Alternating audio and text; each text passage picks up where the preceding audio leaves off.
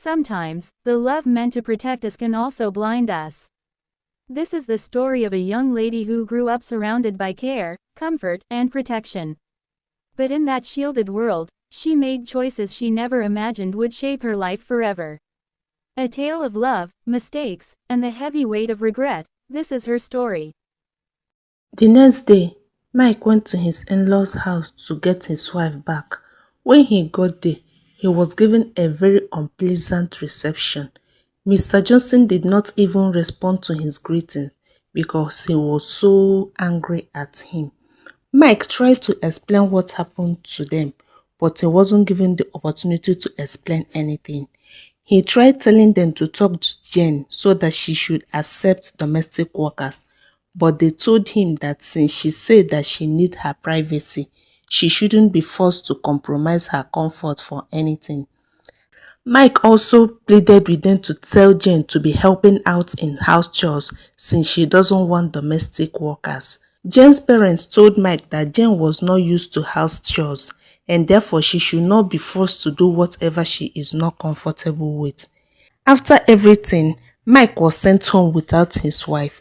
He was told that his wife will come back to him when she feels that it's okay for her.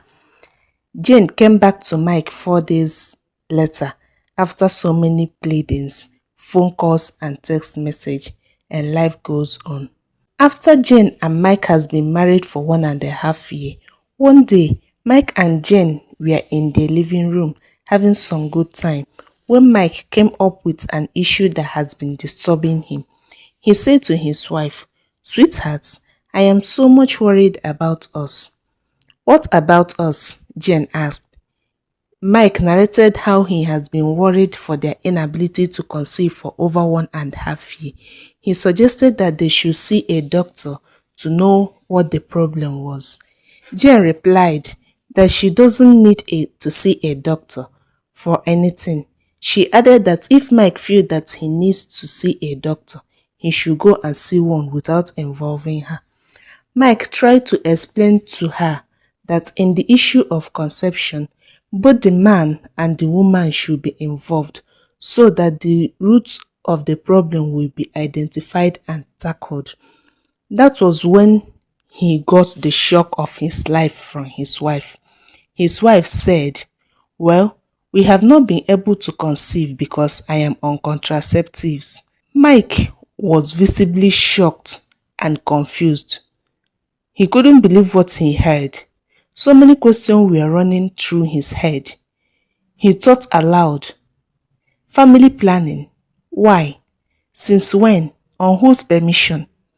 His wife answered, "Yes, I have been on family planning since I started living with you because I am not ready to give birth yet." Talking about permission, do I need permission from anybody before I take decision on things concerning my body? Mike was dumbfounded. He explained to Jane that there are decisions a married woman shouldn't take alone, and family planning is one of those decisions.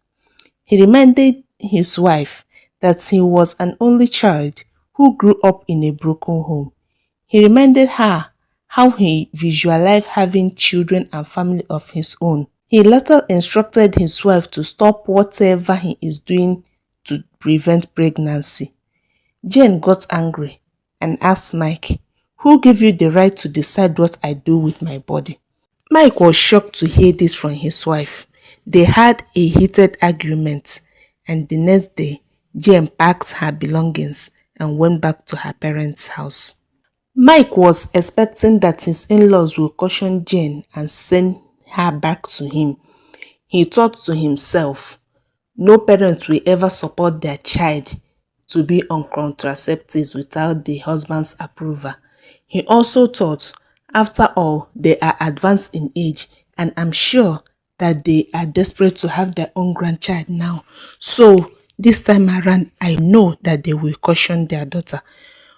But Mike was disappointed because he waited in vain for his wife to come back, but she did not come back.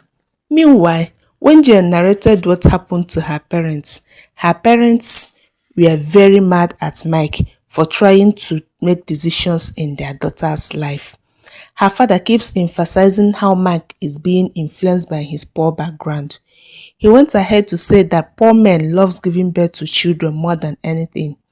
At a point, Jane had to remind her father that Mike was not poor, but his poor background is affecting him.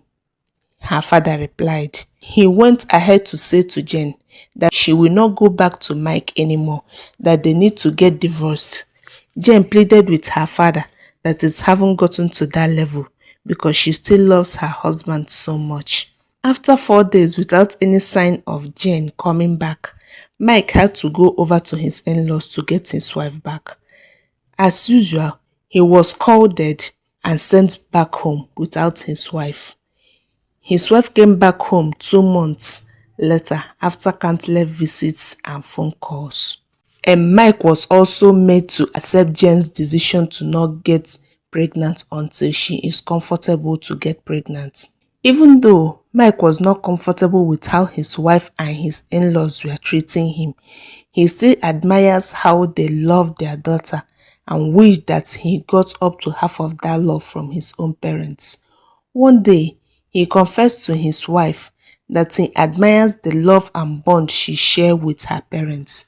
Jane told Mike that it was so because after her parents' marriage, they waited for 12 years before they were able to conceive her. She was their only child for over 10 years before the arrival of her younger siblings. Her parents loved her with everything in them. Even after the arrival of her younger siblings, the love and bond her parents had for her kept growing by the day. Mike said that he wished that he got 1/4 of such love from her parents. Jane consoled him and told him that she was there to give him the love he couldn't get from his parents. They kept live peacefully for some time. In those times, Jane tried to be a good wife. She tried helping out in house chores, but not always, and he compliments Mike sometimes. Mike was very excited that his wife was beginning to love and cherish him. They lived happily for some time until one day something happened.